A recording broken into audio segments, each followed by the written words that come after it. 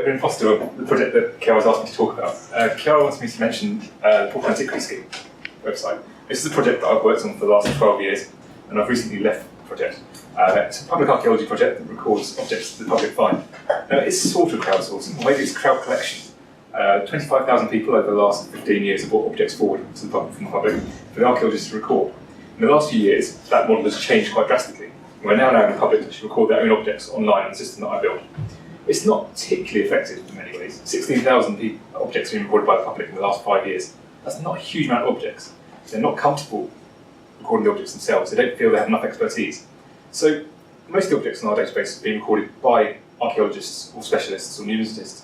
So how do we measure how effective the crowdsourcing or crowd collection has been?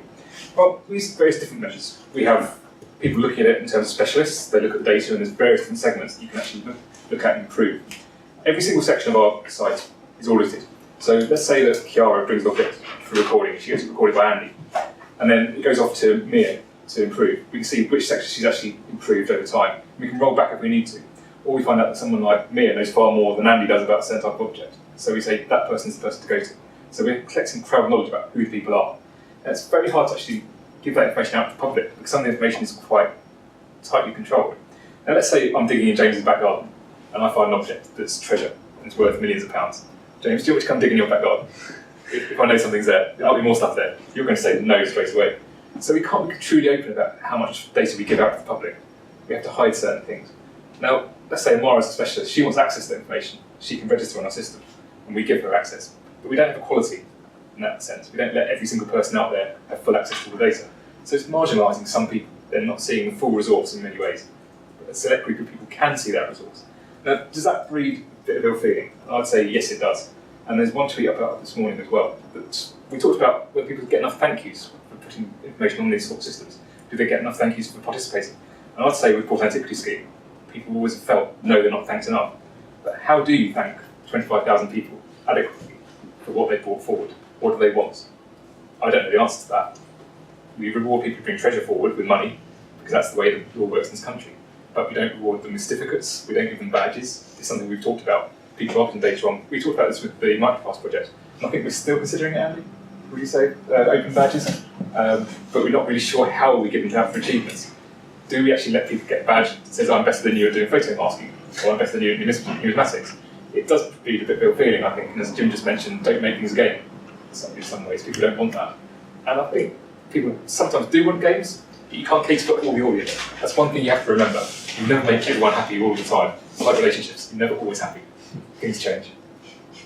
There we go.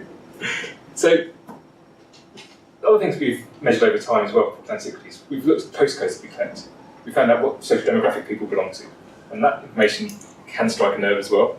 48% of the people who have given data to the Portable Antiquity Scheme sit in the lowest social class of the country. That means they're not very well educated and very poorly off. It reflects very well on museums, that we're reaching a segment that they don't reach. The British Museum only reaches 12% of the lowest social classes, but that's skewed because most of the visitors that come in don't have a UK postcode. They're overseas visitors who will actually talk to the people who are coming around with a clipboard saying, do you mind talking to me? Because the British don't want to talk to them. It's like, you're wasting my time, just go away. Liverpool Museum is about 46%, I think. Does that represent where that museum is based in the country? So there's things that you can measure. What do we actually get back in terms of evaluation for what we're trying to do? That's one of the big questions, and I think that's something that Chiara has been trying to do with MicroPasts, to work out what questions we should ask of the data, and what questions we should ask for people who are putting things in. Now, Chiara knows that I hate the surveys that come up on our websites. I think they're too intrusive, and we had a long battle over putting these surveys onto MicroPasts site. I want to take them off after a little while. We've actually come to an agreement now they're staying. I Chiara. Yeah. I don't know how long for. How many people in the room have actually used MicroPasts to do any transcriptions or activities? And have you found surveys intrusive? Does it annoy you in any way? Most people seem to be shaking their head. So you're vindicated, Chiara, and I'll happily say I'm wrong for that. It's the motivational context of social research. I think data collection should be very open as well about what you're collecting data for. When we set up the Portable Antiquity Scheme website, we put on our terms and conditions, we will not pass on our personal details to other parties. At that point, we weren't formally part of the British Museum. We have a database of 25,000 people's email addresses. We guarantee people we won't pass it on for marketing purposes. Now, this has upset my new department because they can't use that information to actually work out that they can create new leads, new donors. But we committed to those people, we're not going to change that. And I'm hoping that it will stay that way. But now I'm not working on the project, things might change. we're all for openness and transparency, and this is one of the big things that Andy and I have been on about since we started this project. The data sets must remain open all the way through. And I think that shocked some of my colleagues when we talked to them at lunchtime, Andy, would you say? And I think it's very challenging for museum professionals to say, we're going to put stuff out under an open license. Everything on Port Antiquity site is open, it's a CC BY license. It means you can download it, you can make money off it, you can print it as a book, you can do what you want. The models we produced for Port Antiquity's data, they can be downloaded, and people can sell those models off if they wanted to, but they have to have very high-grade printers to actually do that work. I think people will do it in the future, but these objects have been found by the public and brought forward, so actually I don't really care. I think it's the public's information, they should be able to use it. And that's something Andy and I felt very strongly with about the MicroPasts project. So Jim participates. His contribution should be able to be used by other people. He should be able to take it back. And there should be no limit on why he can't use that information. And I think that's something Port Antiquity is trying to do, but in ways that are restricted by privacy. So I think to get us back on track, I'll stop there.